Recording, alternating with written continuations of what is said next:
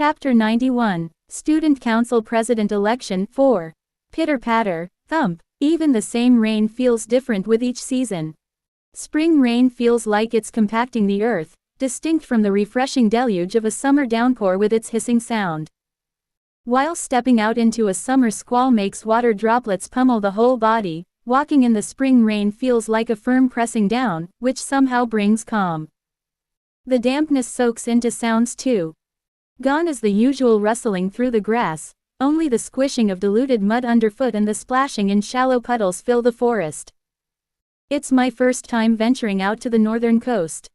The cliff areas are vast, desolate, and sparsely populated, nothing much to see. And quite the long trek as well. Muck, perched on my shoulder and clearing his throat, was my only conversation partner.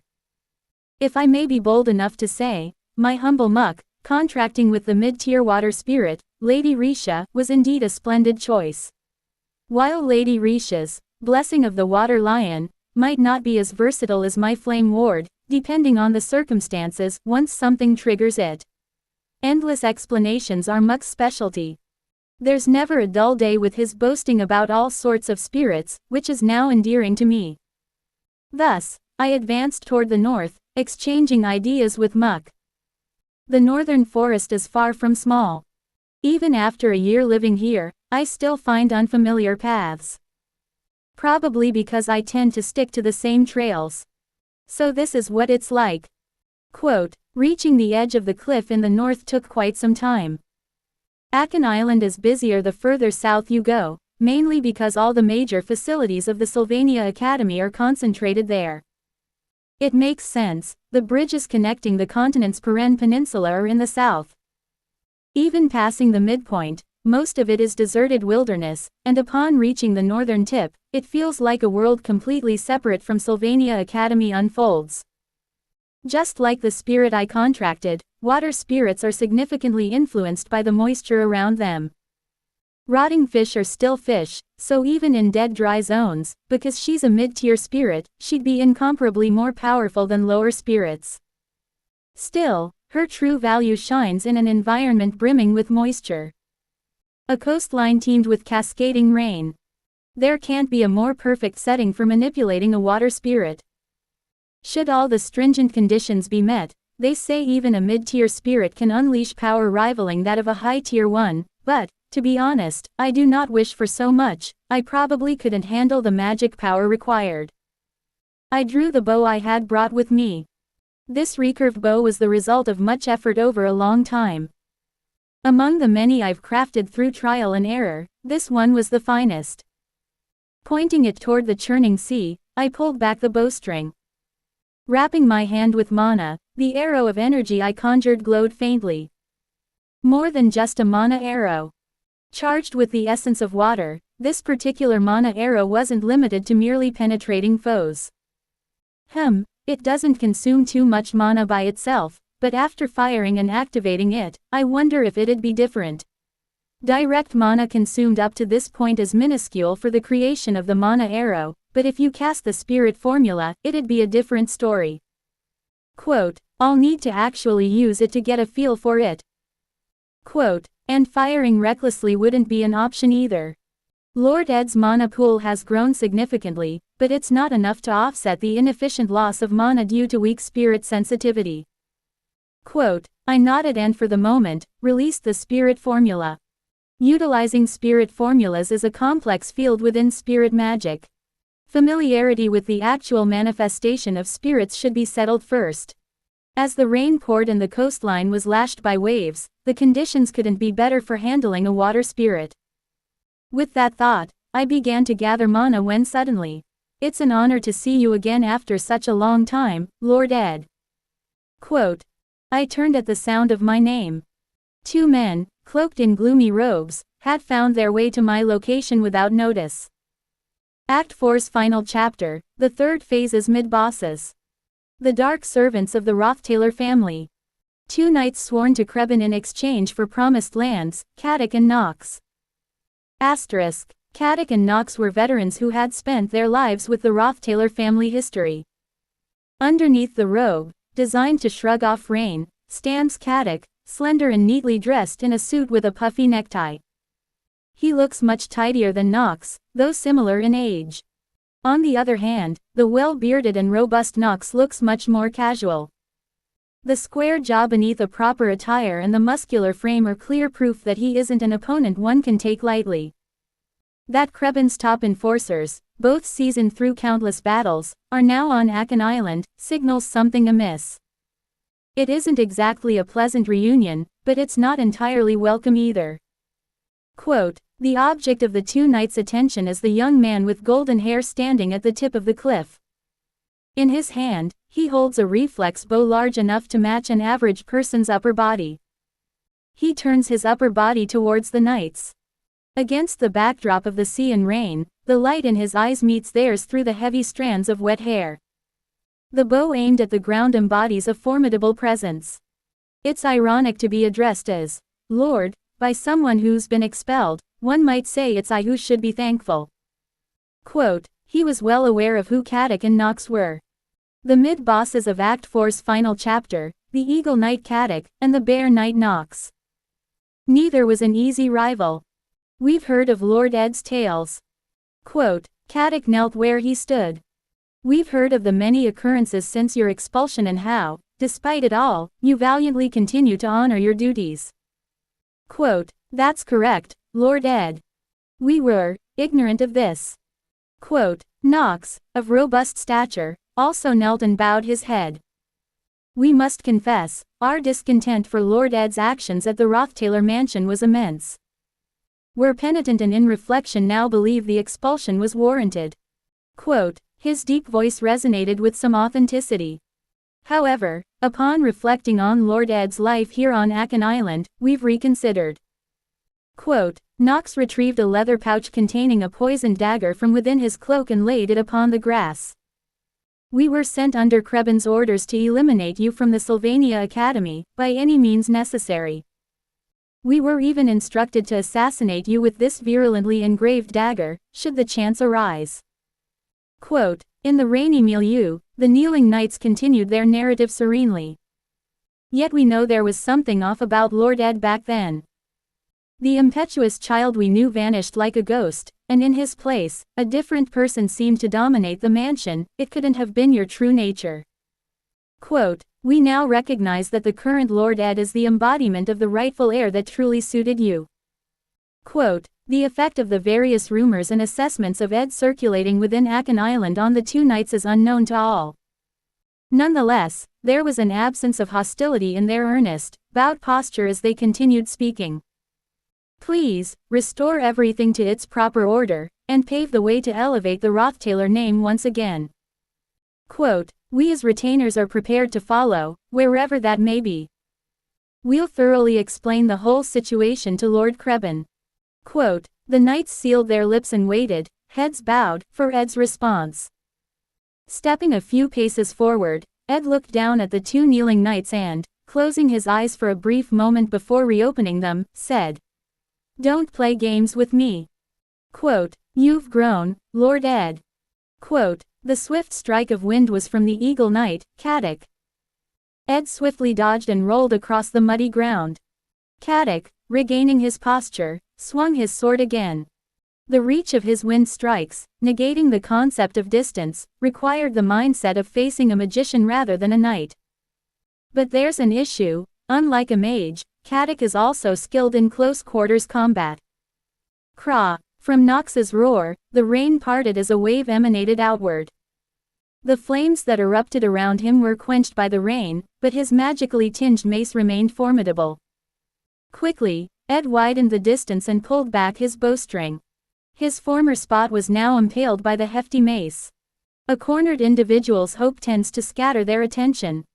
Offered the chance to reclaim his nobility after a year-long wilderness ordeal, how potent and enticing that lure must be for Ed Rothtailor. Yet, before the knights finished speaking, Ed did not relax his battle stance.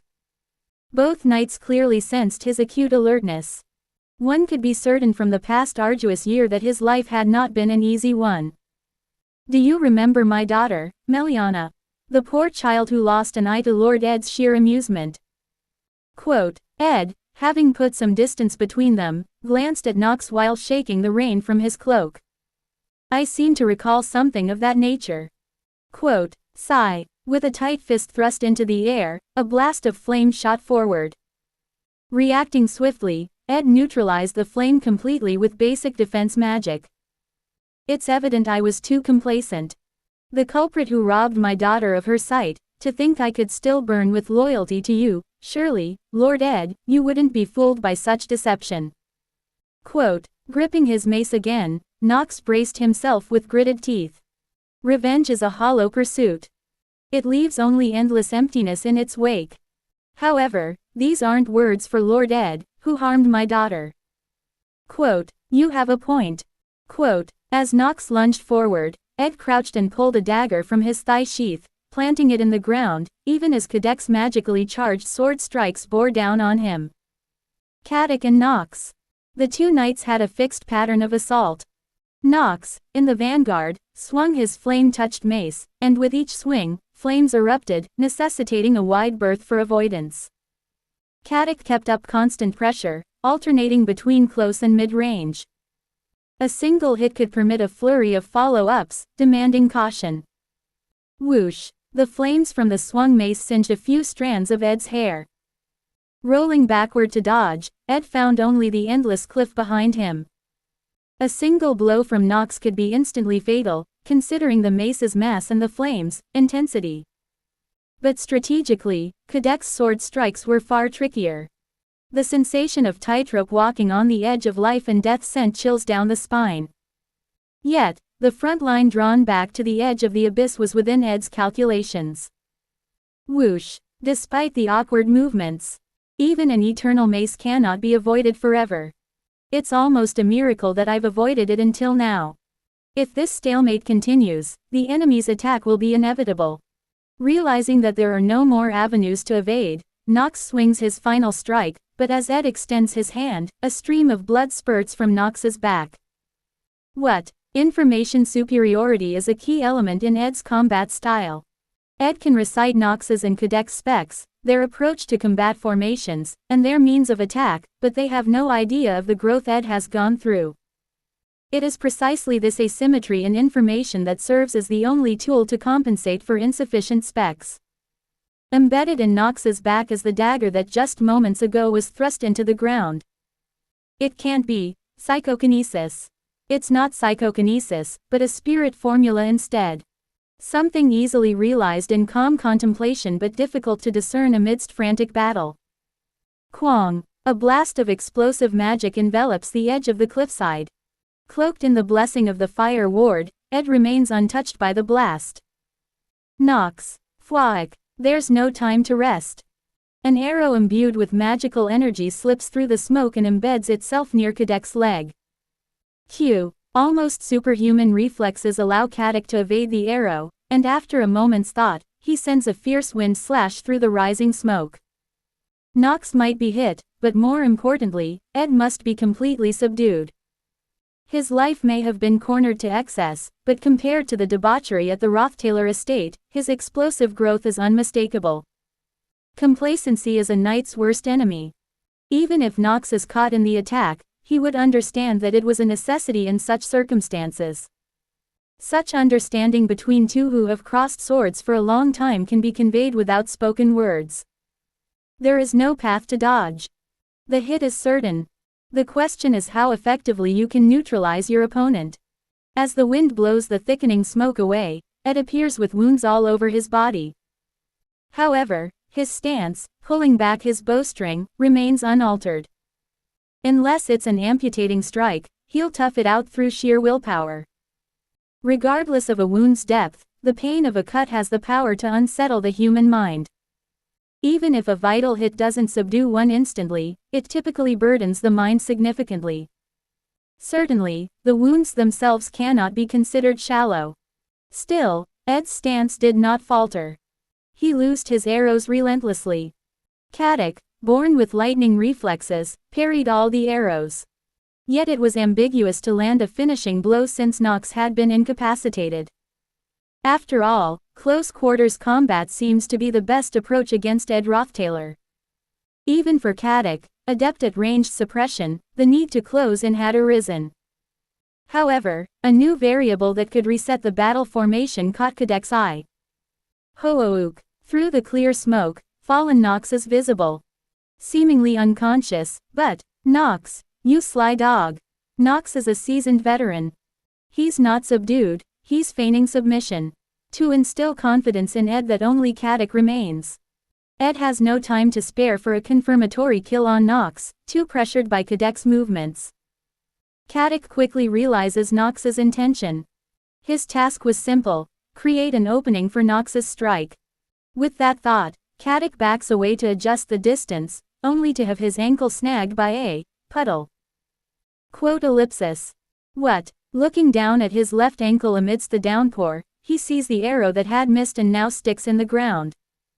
The magic arrow, imbued with the essence of water, wasn't meant to impale enemies. The magic arrow, marked with the spirit formula, water source manifestation, creates a vast puddle on the barren land. The magically manifested water source becomes another battleground for water spirits. Using surprise tactics effectively hinges on acting beyond the opponent's expectations. A missed arrow is usually dismissed from an enemy's mind, seldom realizing that it served as a springboard for an ambush. As one's gaze shifts upward from the drenched left foot, a sizable puddle is seen sprawling behind Cadec. From within the water, the mid-tier water spirit, Lioness Lucia, lunges and bites into Cadec's neck. Cock! Cadec tumbles over the puddle. Breath becomes a struggle as water invades his throat and stomach, and the weight of the pantheress saps his strength. I can't breathe. Flailing in the water, eventually, Cadec loses consciousness. But the battle isn't over. Believed to be entirely unconscious, the injured Nox abruptly rises behind Ed. Surviving a massive explosion without any magical protection has left his body scorched. He ignores the burns and lunges at Ed with a retrieved dagger. His speed is blindingly fast, pushing the limits of the naked eye. Just before the knife pierces Ed's back, Nox is certain of victory. Fwaak! However, a sudden gust of wind halts Nox's momentum and flings him over the cliff's edge. Kagang! The dagger rolls on the ground. The defensive magic, blessing of the gale, a high-level wind spirit skill, triggers off to block unseen physical attacks periodically. Nox, who failed even his final strike, has no means left to fight.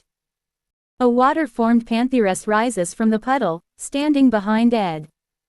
His bat-winged shoulder piece still aflame, and his horizontally held bow unscratched. Nox swallows hard at the sight of Ed, slowly turning to face him. Ed approaches Nox with calm certainty. Death approaches. As with all deaths, it comes slowly but surely.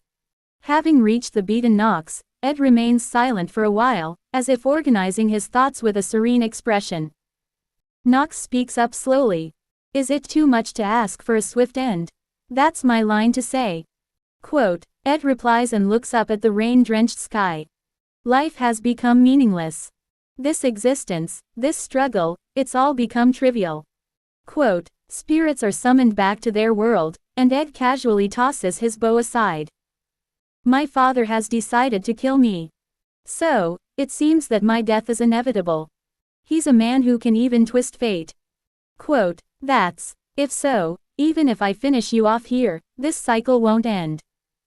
Eventually, in some grand and preposterous way, he'll seek to kill me. Once he sets his mind to it, he rarely changes his course. Quote, with those words, Ed picks up the dropped dagger. The dagger's surface is engraved with a deadly curse, just one that can kill with a mere graze. It wasn't the best life. How pettily and how miserably I've managed to survive, you can probably sense it well, Nox. Nobility's grace, bloodline's dignity, I've discarded them all, boiling bark for food and feasting on boar carcasses. Quote, the heavy clouds overhead mirror Ed Rothtailor's life. I won't flee to death as a way to pay for sins. I've never been so honorable, and besides, it's pointless. But for a loyal retainer like you, who devoted a lifetime to the Rothtailor household, I can give one last gesture. Quote, Afterward, Knox watches in disbelief as Ed tosses him the cursed dagger. The cursed dagger rolls to Knox's feet, its glinting handle seemingly beckoning him to grasp it. Revenge is often empty, but that doesn't mean it's entirely without meaning, Ed says. By bringing closure to your vengeance, you'll feel like you've tied a major knot in your life. Quote, Ed exposes his arms defenselessly. Stab me. If my own clan negates my existence, then I no longer desire to live such a pitiful life. Quote, in the rainy abyss, Knox, shivering, clenches his hand and stands up, facing Ed who looks down impassively. Wondering if it's all a trap, Knox remains in perpetual doubt, but he finds no reason why Ed, seeing him completely defenseless, would set a trap now. Knox rushes forward with clenched teeth. Blood flows along the blade's sharp edge. Blood also rises to Ed's lips. Cough, cough, tasting blood's acrid flavor. Cough, ha, ha. This is. Knox senses a faint laugh behind Ed's groaning. He feels a profound fear at Ed's composure, even in the face of death. The curse of the dagger marks Ed Rothtailor's body. The skin ripples with engraving symbols, and the poison's agony begins to overwhelm him. Slowly lifting his head to meet Knox's gaze, Ed says, "You've done it, congratulations." Quote, bloodied and smiling, Ed looks the embodiment of terror. You finally avenged yourself. Quote, with that, Knox, sweating, yanks out the dagger and kicks Ed away. Staggering, Ed is pushed to the cliff's brink before plummeting into the distant abyss below. It's a moment of finality. Ah! A sharp scream splits the air. The northern cliffs are one of the most remote places on Akan Island, enabling the two knights to follow and enact their plan without hesitation. Knox is taken aback, having not expected a student to be in such a place. Lightning flashes across the sky. The screaming girl runs across the clearing to the cliff's edge. Knox has no strength left to stop her. Ed, Ed, Ed, the basket she brought rolls, scattering snacks soaked by rain. She arrives desperate, sits on the ground, and stares down the cliff, but the darkness beyond remains unseen. This can't be.